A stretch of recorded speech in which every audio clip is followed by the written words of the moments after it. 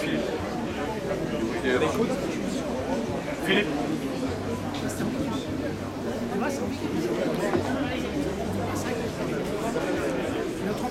Mes chers camarades, bonjour à toutes et à tous, merci d'être là en ce 1er mai 2013. Merci bien évidemment à l'ensemble des camarades et des amis qui ont aidé à l'installation, vous l'avez vu, des stands pour vous accueillir. Merci bien évidemment à l'organisation et à Claude qui, comme vous le savez, est trésorier, mais aussi s'occupe d'une grosse partie logistique. Mes chers camarades, merci aussi à Philippe d'être là et je lui donnerai la parole tout à l'heure en tant que secrétaire confédéral pour s'exprimer au nom de la Confédération. À toutes et tous, en ce 1er mai 2013, c'est au nom de l'Union départementale du Rhône que je vous souhaite la bienvenue pour notre rassemblement traditionnel devant la Plate des Canuts. Cette Plate des Canuts, les Canuts qui sont bien pour nous une référence au syndicalisme libre et indépendant, celui qui est le nôtre et celui surtout qui s'inscrit dans l'axe premier des travaux d'une organisation syndicale, à savoir la revendication, la défense des intérêts matériels et moraux des femmes et des hommes au travail. Avant de débuter ce discours, je voudrais rajouter un petit complément à toutes et tous mes camarades. Cette année, nous aurons la présence du maire de la Croix-Rousse qui va venir nous rejoindre et on a madame l'adjoint au maire qui est présent également. Mes camarades, pour aborder ce discours liminaire, simplement vous parler de l'austérité quelques instants. L'austérité demeure, c'est toujours la pensée unique des tenants politiques au niveau de l'Europe que financiers. Et partout en Europe, justement, les salariés, les femmes et les hommes sont confrontés à ces politiques d'austérité et en subissent les conséquences. La question des salaires, la question des pensions, la flexibilité telle que voulue par les signataires de l'accord du 11 janvier 2013, dont une loi veut transposer les contenus, les réductions drastiques d'emplois dans le secteur public, les licenciements dans le secteur privé, les retraites, la protection sociale, ainsi que la dégradation des conditions de travail, sont au cœur des préoccupations de toutes et tous, des femmes et des hommes au travail. Avant de passer la parole à Philippe Pillet, comme je l'ai dit, qui est secrétaire confédéral chargé du secteur des retraites, qui nous fait l'amitié d'être présent parmi nous, je tiens à réaffirmer pour FO, en général bien sûr, mais au nom de notre union départementale en particulier, nos revendications.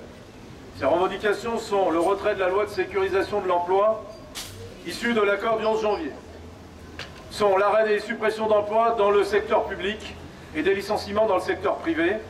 Ces deux secteurs sont bien évidemment très impactés pour ce qui concerne le département du Rhône.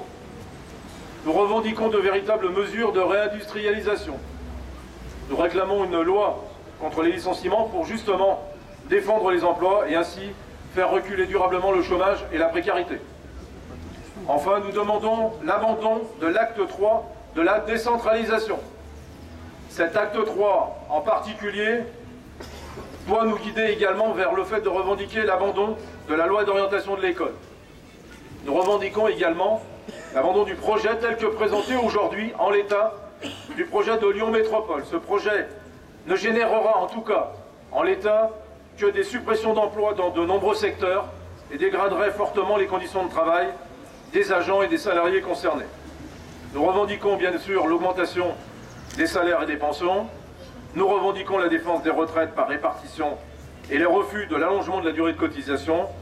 Nous revendiquons bien sûr, et nous combattrons toujours, les discriminations de tous ordres.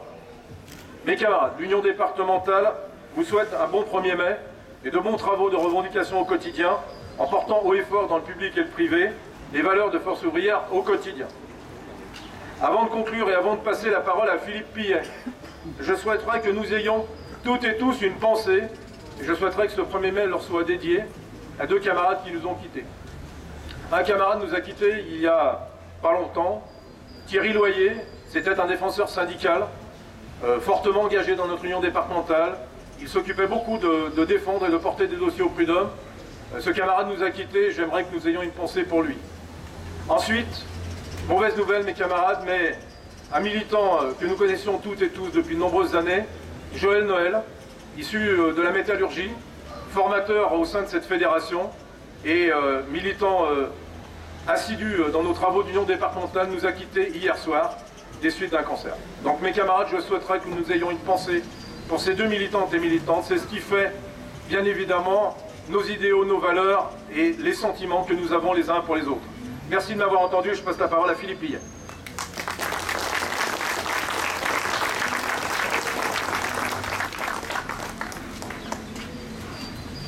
Chers amis, chers camarades, c'est avec beaucoup d'émotion, je pense que vous comprendrez, c'est avec beaucoup d'émotion que je reviens. Je ne découvre pas la plaque des canuts, et donc ça me fait franchement bizarre de venir au nom de la Confédération vous délivrer le message confédéral. Je suis particulièrement touché de l'honneur que vous m'avez fait, pour tout un tas de raisons, parce que j'ai devant moi non seulement des camarades mais des amis. Je ne veux pas pouvoir dire que je reconnais quasiment tout le monde, donc ça c'est quand même un vrai bonheur. Et puis permettez-moi un petit côté personnel, c'est la première fois qu'au 1er mai, en tous les cas pour ce qui concerne les pillés, on arrive à 4 générations. Alors la dernière génération, j'ai encore du mal à la convaincre, à 4 mois elle ne veut toujours pas prendre sa carte, mais j'espère que ça arrivera un jour.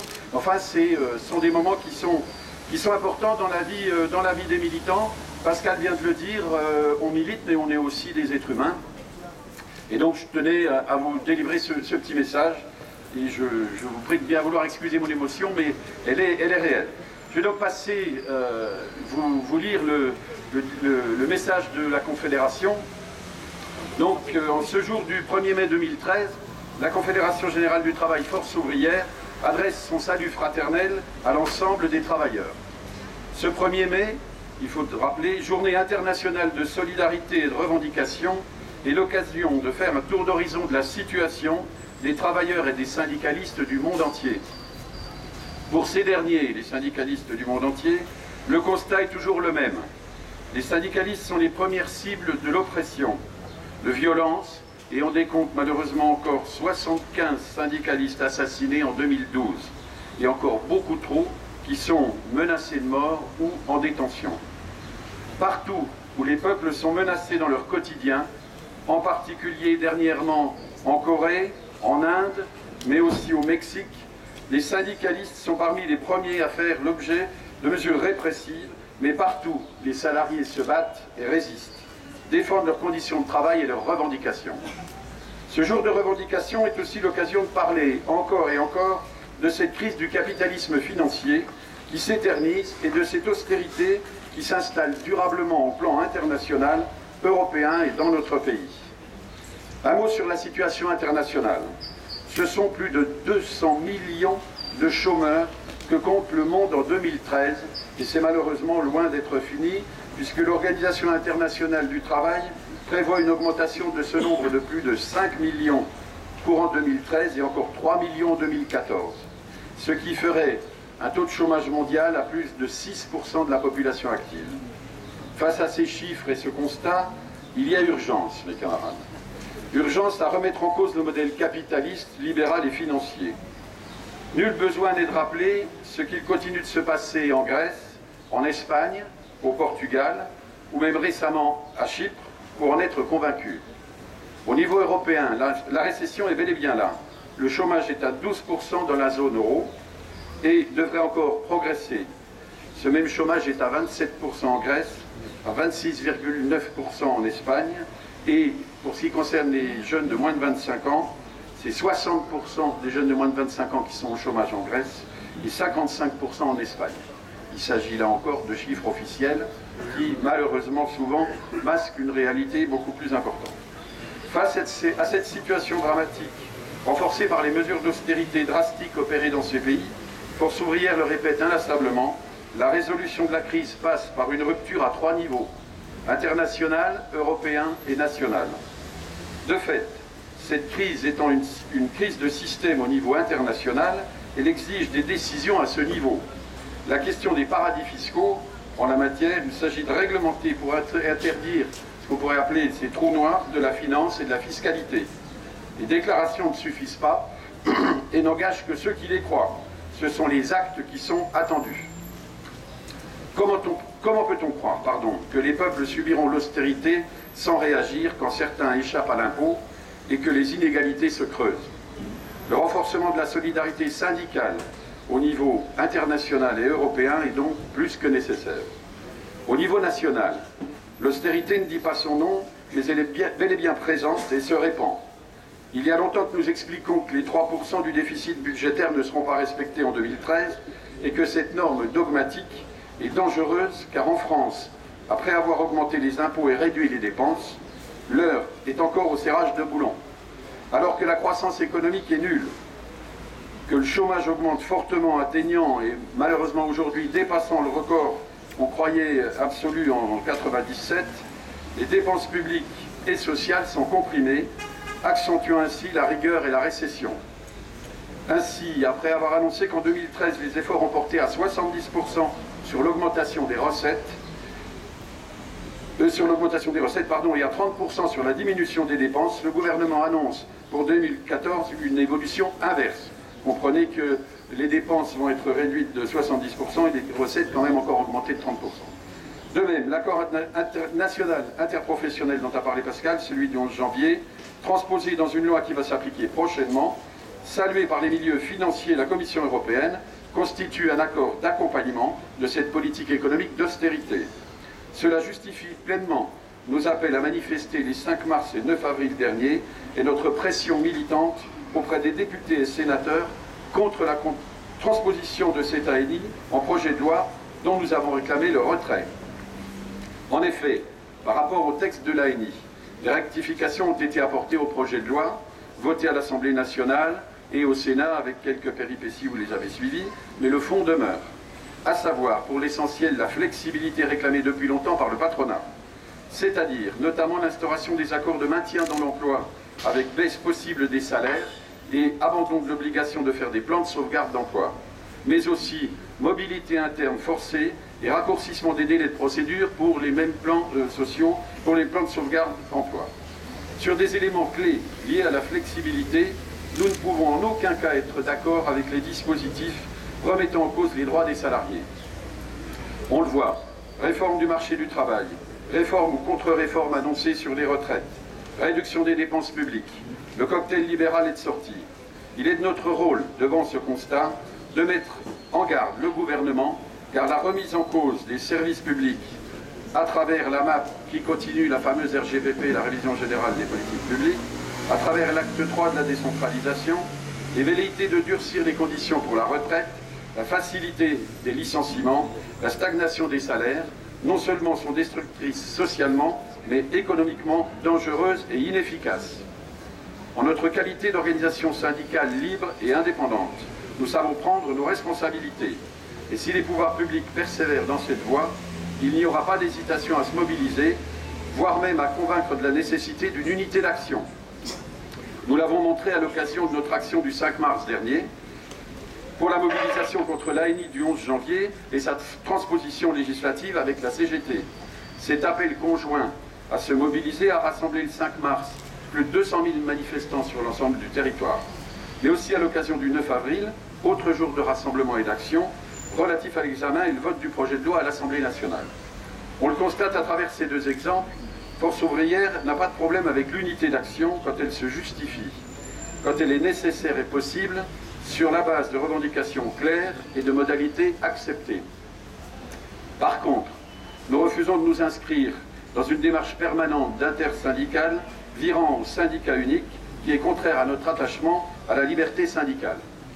Flexibilité, baisse du pouvoir d'achat et réduction des dépenses publiques et sociales constituent le triptyque d'une politique d'austérité. C'est la flexibilité du social imposée face à la rigidité de la politique économique. Ainsi, ce que fait le gouvernement en matière de dépenses publiques est révélateur. Comme je l'ai indiqué avec la modernisation de l'action publique, la fameuse MAP, qui prolonge et accentue la RGPP, et la READ 2, c'est l'aménagement du territoire, qui va accroître la désertification de la présence de l'État dans les départements, et l'acte 3 de la décentralisation qui risque, avec une décentralisation à la carte, de balkaniser la République. C'est bien une logique de remise en cause du service public républicain et des valeurs républicaines qui se mettent en place. Ce que bien entendu une organisation telle que la nôtre, profondément républicaine, ne saurait accepter. Ce qui m'amène à évoquer le sujet de la représentativité. Nous avons eu les résultats de la représentativité dans le secteur privé le 29 mars dernier. En obtenant 15,94% des suffrages exprimés et 18,23 en poids relatifs pour la négociation au niveau interprofessionnel, notre organisation confirme nettement sa 3e place dans le paysage syndical. Au passage, on n'est plus à 15,93 parce qu'il y a quand même quelques petites erreurs, et assez curieusement pour l'instant, les petites erreurs font qu'elles sont en défaveur de Force ouvrière, et du coup on est passé de 15,94 à 16,10. Et on espère continuer à croître.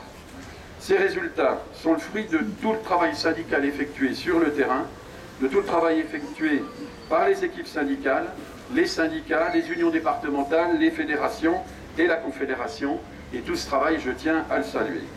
Pour autant, il ne faut pas s'endormir sur nos lauriers, et il nous faut, fort de ces résultats, nous développer encore plus en nous implantant là où nous ne sommes pas présents et nous développer là où nous sommes présents.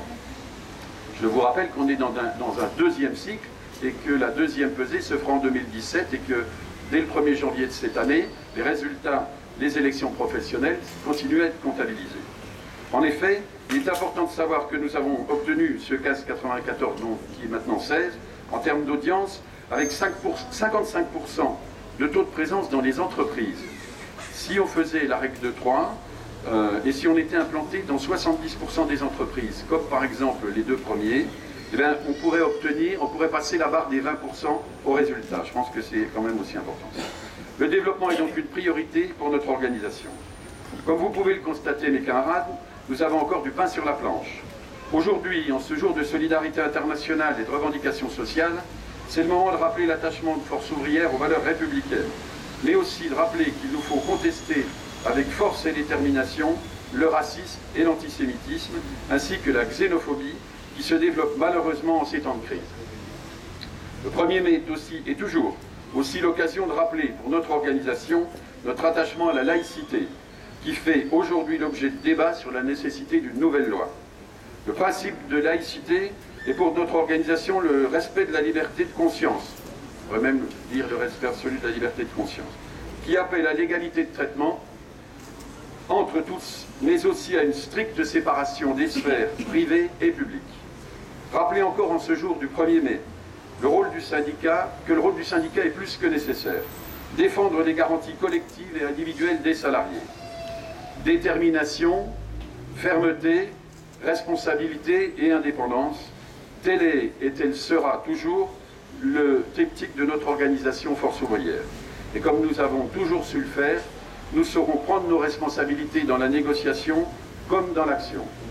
Vive le syndicalisme libre et indépendant, vive la solidarité internationale des travailleurs, vive le 1er mai des revendications, vive la CGT Force ouvrière et particulièrement vive l'UD du Rhône. Je vous remercie mes camarades.